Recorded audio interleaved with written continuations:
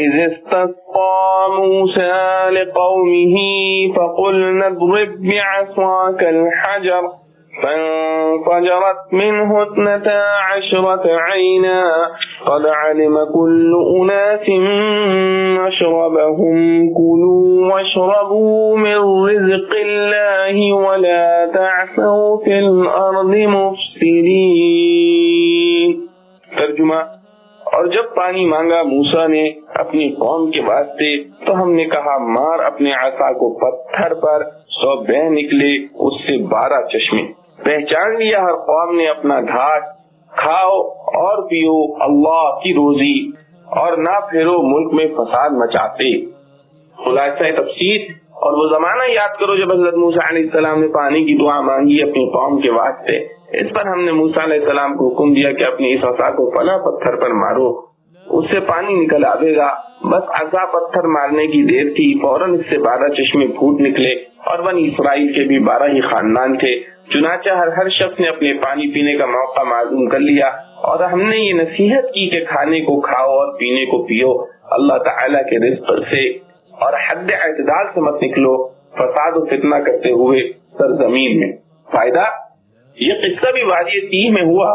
وہاں پیاس لگی تو پانی مانگا، موسیٰ علیہ السلام نے دعا کی تو ایک خاص پتھر کو صرف عصا مارنے سے قدرت خدا مندی سے 12 چشمے نکل پڑے، اور ان کے 12 خاندان اس طرح تھے کہ حضرت یعقوب علیہ السلام کے 12 فرزند تھے، ہر ایک کی اولاد کا ایک ایک خاندان تھا، ان کو انتظامی معاملات میں الگ الگ ہی رکھا جاتا تھا، سب کے افسر بھی جدا جدا تھے، اس لیے چشمے بھی 12 ہی نکلے۔ کھانے سے مراد من و سلوہ اور پینے سے مراد یہی پانی تھا۔ نافرمانی اور ترک حکام کو فتنہ و فساد سے تعبیر فرمایا۔ قاضی بیضاوی رحمۃ اللہ علیہ نے فرماتے ہیں کہ ایسے خوارق اور معجزات کا انکار بہت بڑی غلطی ہے۔ جب بعض پتھروں میں اللہ تعالیٰ نے بعیر القیاس اور خلاف عقل یہ تاثیر رکھی ہے کہ لوہے کو جذب کرتا ہے، تو اس پتھر میں اگر یہ تاثیر پیدا کر دی ہو کہ اجزائے زمین میں سے پانی کو جذب کر لے اور اس سے پانی نکلنے لگے تو کیا محال ہے۔ ہمارے زمانے کے عقلاء کو اس بیان سے سبق حاصل کرنا اور فائدہ اٹھانا چاہیے، اور پھر یہ نظیر بھی بحث سطحی نظر والوں کے لیے ہے، ورنہ خود اگر اس پتھر کے اجزاء ہی میں پانی پیدا ہو جائے تو بھی کون سا محال لازم آتا ہے۔ جو حضرات ایسے امور کو محال کہتے ہیں تو واللہ وہ اب تک محال کی حقیقت کو نہیں سمجھتے۔ معارف و مسائل: آیت مذکورہ میں حضرت موسیٰ علیہ السلام نے اپنی قوم کے لیے استسقاء کی دعا فرمائی تو اللہ تعالیٰ نے پانی کا سامان کر دیا کہ پتھر پر لاٹھی مارنے سے چشمے ابل پڑے۔ اس سے معلوم ہوا کہ استسقاء کی اصل دعا ہی ہے۔ شریعت موسویہ میں بھی صرف دعا پر اکتفا کیا گیا، جیسا کہ امام اعظم ابو حنیفہ رحمۃ اللہ علیہ کا ارشاد ہے کہ استسقاء کی اصل پانی کے لیے دعا کرنا ہے۔ یہ دعا کبھی خاص نماز استسقاء کی صورت میں کی گئی ہے، جیسا کہ حدیث صحیح میں رسول اللہ صلی اللہ علیہ وسلم کا نماز استسقاء کے لیے عیدگاہ کے میدان میں تشریف لے جانا اور نماز اور خطبہ اور دعا کرنا منقول ہے۔ اور کبھی ایسا بھی ہوا کہ بغیر کسی خاص نماز کے صرف دعا پر اکتفا کیا گیا، جیسا کہ صحیحین میں حضرت انس رضی اللہ عنہ کی روایت سے منقول ہے کہ خطبہ جمعہ ہی میں آپ صلی اللہ علیہ وسلم نے دعا فرمائی، اللہ تعالی نے بارش نازل فرما دی۔ اور یہ بات سب کے نزدیک مسلم ہے کہ استسقاء خواہ بصورت نماز کیا جائے یا صرف دعا کی صورت میں، اس کے مؤثر ہونے کے لیے گناہوں سے توبہ، اپنے فقر و مسکنت اور عبودیت کا اظہار ضروری ہے۔ گناہوں پر اصرار اور اللہ تعالیٰ کی نافرمانیوں پر قائم رہتے ہوئے تاثیر دعا کے انتظار کا کسی کو حق نہیں۔ اللہ تعالیٰ اپنے کرم سے یوں بھی قبول فرما لیں، ان کے قبضہ قدرت میں سب کچھ ہے۔ وَإِذْ قُلْتُمْ يَا مُوسَى لَن نَّصْبِرَ عَلَى طَعَامٍ وَاحِدٍ فَادْعُ لَنَا رَبَّكَ يُخْرِجْ لَنَا مِمَّا تُنبِتُ الْأَرْضُ مِن بَقْلِهَا وَقِثَّائِهَا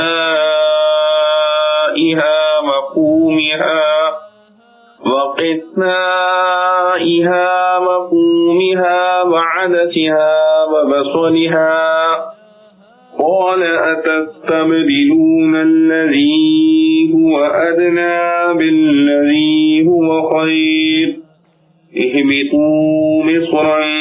فَإِنَّ لَكُم مَّا سَأَلْتُمْ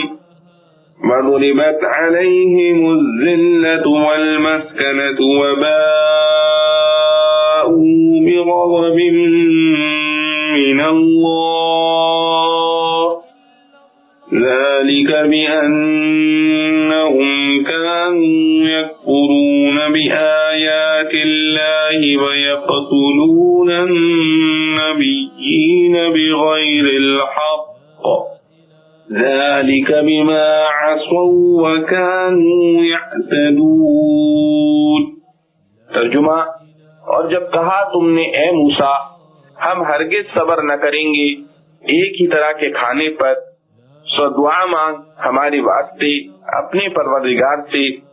کہ نکال دے ہمارے واسطے جو اگتا ہے زمین سے ترکاری اور ککڑی اور گیہوں اور مسور اور پیاز۔ کہا موسیٰ نے کیا لینا چاہتے ہو وہ چیز جو ادنا ہے اس کے بدلے میں جو بہتر ہے؟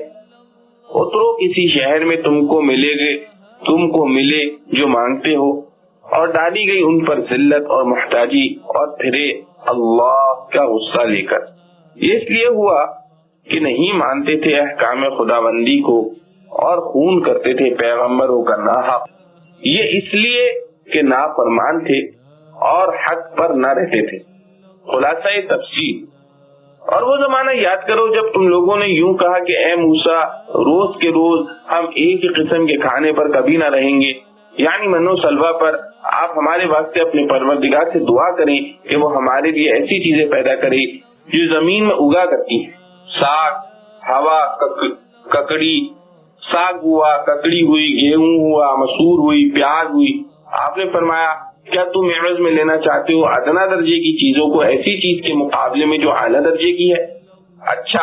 اگر نہیں مانتے تو کسی شہر میں جا کر اترو، وہاں البتہ تم کو وہ چیزیں ملے گی جن کی تم درخواست کرتے ہو، اور ایسی گستاخیوں سے ایک زمانے میں جا کر نقش کی طرح جم گئی ان پر ذلت کہ دوسروں کی نگاہ میں قدر ہی نہ رہی، اور پستی کہ خود ان کی تباہی میں اولو العزمی نہ رہی،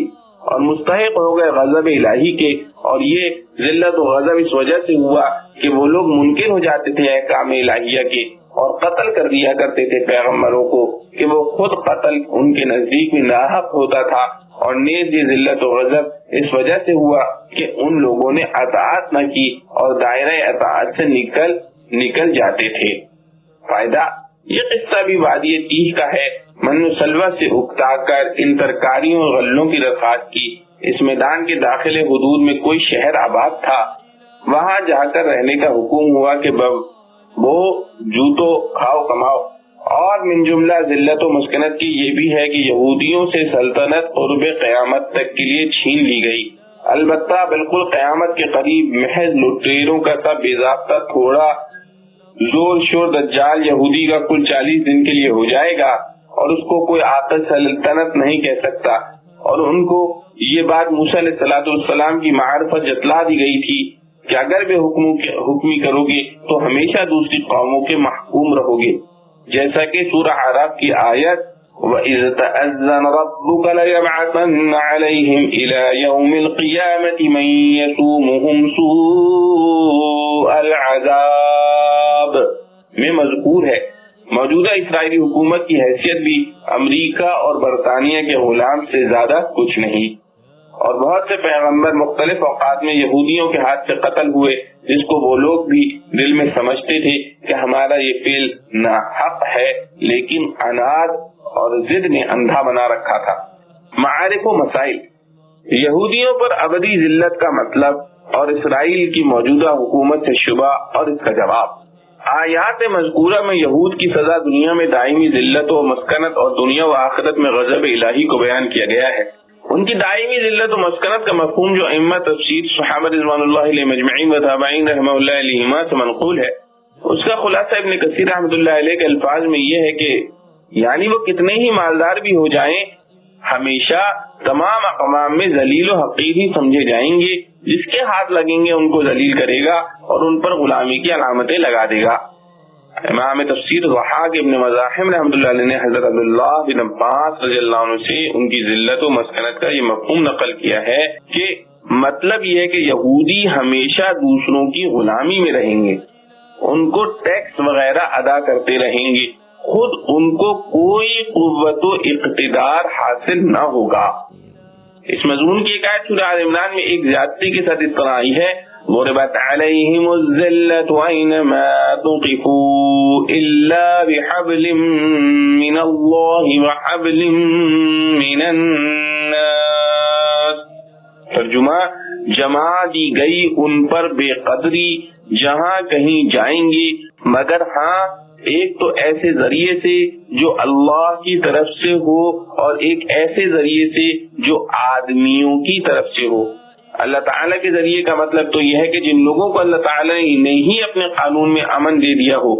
جیسے نابالغ بچے، عورتیں یا ایسے عبادت گزار جو مسلمانوں سے لڑتے نہیں پھرتے، وہ محفوظ و مامون رہیں گے۔ اور آدمیوں کے ذریعے سے مراد معاہدہ صلح ہے، جس کی ایک صورت تو یہ ہے کہ مسلمانوں سے معاہدہ صلح کا یہ جزیہ دے کر ان کے ملک میں رہنے کا ہو جائے، مگر الفاظ قرآنی میں من الناس فرمایا ہے، من المسلمین نہیں۔ اس لیے یہ صورت بھی متحمل ہے کہ دوسرے غیر مسلموں سے معاہدہ صلح کر کے ان کی پشت پناہی میں آ جائیں تو مامون رہ سکتے ہیں۔ پھر یہ استثناء حبل من اللہ اور حبل من الناس کا اگر بقول کشاف استثناء متصل قرار دیا جائے تو معنی یہ ہوں گے کہ یہود ہمیشہ ہر جگہ ذلیل و خوار رہیں گے، بجز ان دو صورتوں کے، یا تو اللہ کے عہد کے ذریعے ان کے بچے، عورتیں وغیرہ اس ذلت و خواری سے نکل جائیں، یا معاہدہ صلح کے ذریعے یہ اپنے آپ کو ذلت و خواری سے بچا لے۔ اور جیسا کہ اوپر لکھا گیا ہے، معاہدہ صلح کے ذریعے ذلت و خواری سے نکلنے کی صورت مسلمانوں سے معاہدہ صلح کر کے بھی ہو سکتی ہے، اور یہ بھی احتمال ہے کہ دوسری قوموں سے معاہدہ صلح کا کر کے ان کے سہارے ذلت و خواری سے محفوظ رہیں۔ یہ سب تقریر استثناء متصل کی تقدیر پر ہے، اور بہت سے حضرات مفسرین نے اس کو